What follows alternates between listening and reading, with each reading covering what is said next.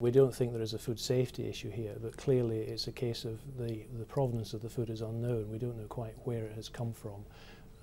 It is expected that all food sold is traceable back to its primary point of production, and when you find horse meat in burgers as we found here, clearly something has gone wrong somewhere down the supply chain.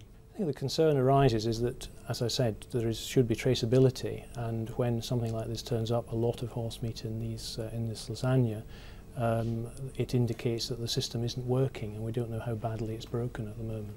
There are two products here that have really caught the public's attention. Firstly, the value burgers, and now the lasagna.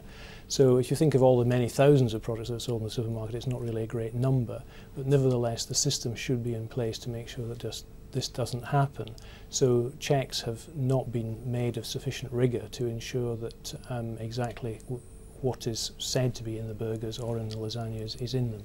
Ultimately, it's the seller of the food's responsibility to make sure that that food is safe and what it says it is on the label. So clearly, if something labelled as containing beef shouldn't contain horse. So it's a responsibility of the manufacturer, but also there is a responsibility from the side of enforcement to carry out independent checks sort of on the consumer's behalf to make sure that all of these systems that the manufacturers and supermarkets have in place are rigorous. And I think there's been a reduction in the spending on that sort of work in the UK over the last few years. Since 2010 we've seen a fragmentation of the Food Standards Agency's responsibility, and also cuts in local authority budgets have been really coming to the fore since 2008. So those two things together have led to a weakening of the enforcement system in the UK.